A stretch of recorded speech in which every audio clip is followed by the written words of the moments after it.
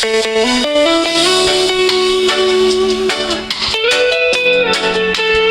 mo ba, hindi masamang mangarap na yuman.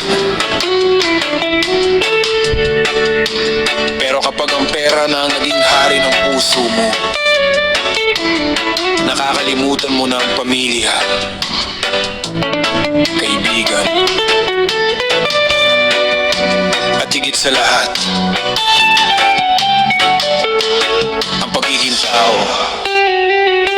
Uhaw sa pera!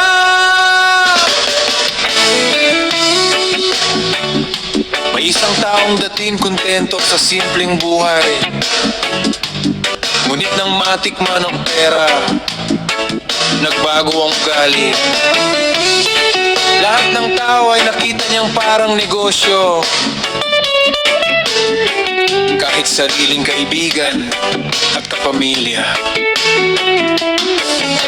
Handa niyang ipagpalit para lang sa salapi, pero dumating ang araw na kahit marami siyang pera, wala nang tunay na taong naiwan sa kanyang tabi.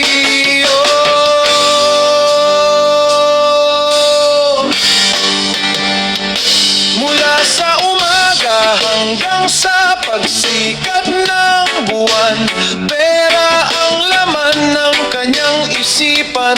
Kahit sino ay kaya niyang lukohin, basta't ang bulsa niya ang siyang mapupuno rin.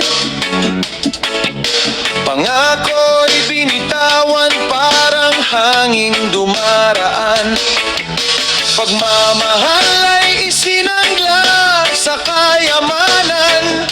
Ngiti sa labi, ngunit malamig ang puso. Nakalimutan na ang tunay na pagkatao.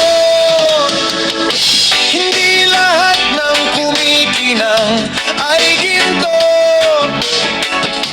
hindi lahat ng mayaman ay panalo. Kapag konsensya ang iyong ipinagbili, ano pa ang saysay ng buhay mo?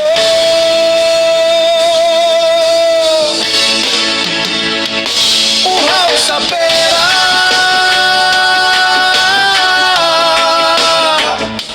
uhaw sa pera.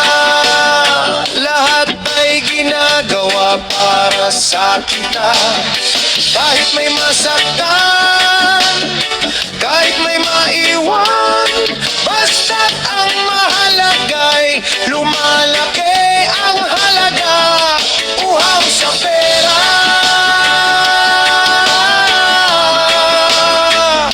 uhaw sa pera.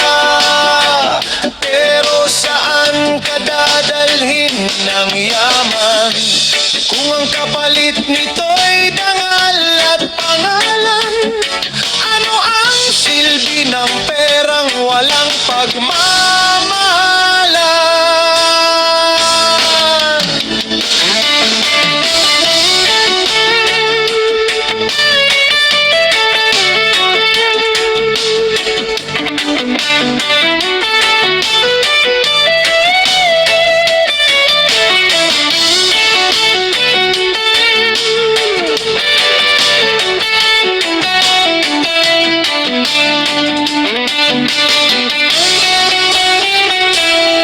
Nakalimutan ang simpleng kaligayahan, pati sariling pamilya'y napabayaan.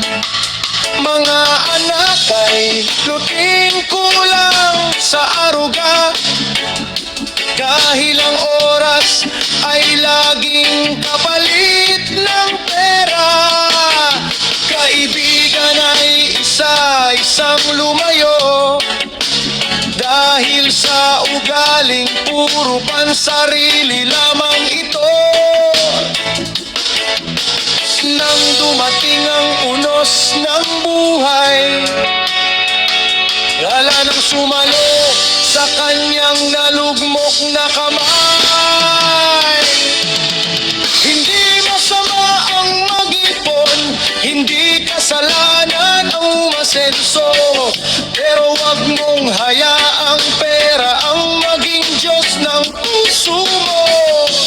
tunay na kayamanan ay pag-ibig, respeto at malinis na konsensya.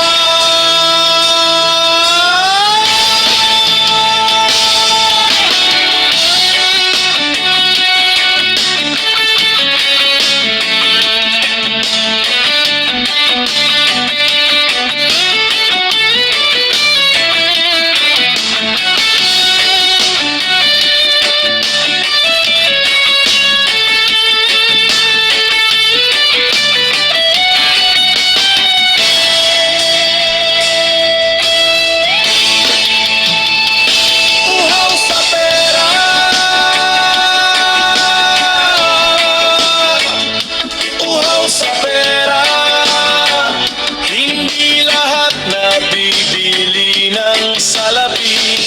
Ang tunay na yaman ay pusong marunong magmahal at kamay na handang tumulong sa iba. Uhaw sa pera,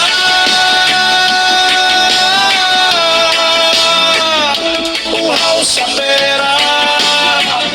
Kapag pera ang naging hari ng buhay, darating ang araw, ikaw ay magiging mayaman sa salapi.